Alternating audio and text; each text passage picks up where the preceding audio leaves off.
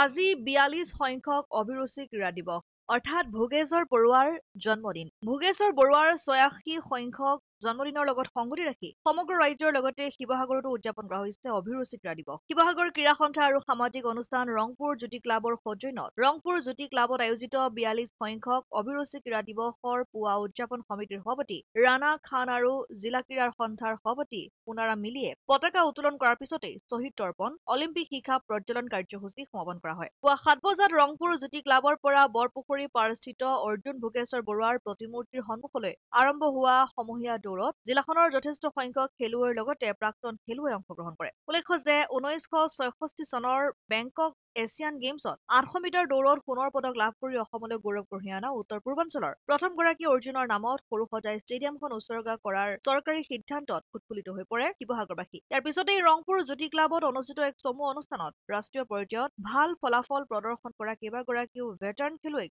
সম্বৰ্ধনা জনোৱা হয়।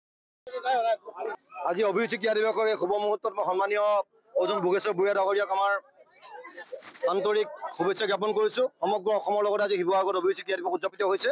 তাতে এই অনুষ্ঠানটো সমগ্ৰ অসমত আজি যিসকল যেনেদৰে উদযাপিত কৰা হৈছে আমাৰ নতুন প্ৰজন্মৰ যুৱক যুৱতীসকলে যাতে অধিক ক্ৰীড়া ক্ষেত্ৰত মনোনিৱেশ কৰিব পাৰে তাৰ কাৰণে আমি কামনা কৰিছোঁ আৰু ভোগেশ্বৰ বৰুৱাদেৱৰ সুস্বাস্থ্য কামনা কৰিছোঁ। ধন্যবাদ। শিৱসাগৰৰ ৰংপুৰ জ্যোতি ক্লাবৰ সৌজন্যত প্ৰতি বছৰে উত্তৰ পূৰ্বাঞ্চলৰ প্ৰথমগৰাকী অৰ্জুন বঁটা বিজয়ী শ্ৰদ্ধাৰ ভোগেশ্বৰ বৰুৱা ডাঙৰীয়াৰ জন্মদিৱস পাতে আৰু সেয়া অভিৰুচি নামত নামাকৰণ কৰি জন্মদিন পাতে।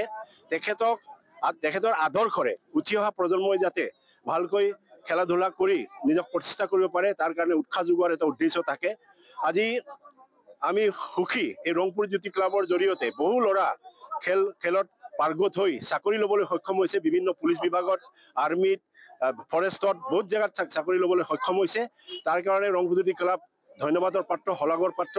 আৰু আজিৰ দিনটো বিশেষকৈ আমাৰ ভাল লগা কথাটো হ'ল কি অসম চৰকাৰে গুৱাহাটীত অৱস্থিত সৰুসজাই ষ্টেডিয়ামটো অৰ্জুন বঁটা বিজয়ী ভোগেশ্বৰ বৰুৱা দেৱৰ নামত নামাকৰণ কৰি উৎসৰ্গা কৰাৰ আজি প্ৰগ্ৰাম লৈছে, যাৰ বাবে আমি অসম চৰকাৰক ধন্যবাদ জনাইছোঁ। বিশেষকৈ মাননীয় মুখ্যমন্ত্ৰী মহোদয়ক আমি ধন্যবাদ জ্ঞাপন কৰিছোঁ। তেখেতৰ ভাল কামবিলাকৰ ভিতৰত অন্যতম এটা কাম সেইটো কৰিছে আৰু মুখ্যমন্ত্ৰী মহোদয়ক মই দীৰ্ঘায়ু কামনা কৰাৰ লগতে তেখেতক অনুৰোধ জনাব খুজিম যে প্ৰায়বিলাক খেলুৱৈ দুখীয়া ঘৰৰ পৰা আহে, দুখীয়া শ্ৰেণীৰ ল'ৰা ছোৱালী থাকে, তেখেতসকলক খেলাৰ উপযোগী কৰাকৈ প্ৰত্যেক জেগাতে আমাৰ ফিল্ড ক্ৰীড়া ক্ষেত্ৰবিলাক ঠিক ঠাক কৰি দিব লাগে আৰু এনেকুৱা এটা আঁচনি বনাব লাগে প্ৰতিটো দুখীয়া শ্ৰেণীৰ ছাত্ৰ ছাত্ৰীয়ে যাতে খেলিব পাৰে।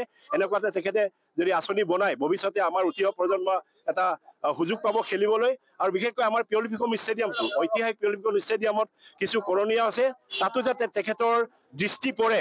আমি আজিৰ এই পবিত্ৰ দিনটোতে অভিৰুচি দিৱসতে তেখেতক আমি অনুৰোধ জনাই মোৰ তেখেতলৈ দীৰ্ঘায়ু কামনা কৰি মোৰ বক্তব্য সামৰিব আছে। শিৱসাগৰৰ পৰা সৈয়দ মুস্তাকুৰ ৰহমানৰ ৰিপৰ্ট, অসম আদিত্য।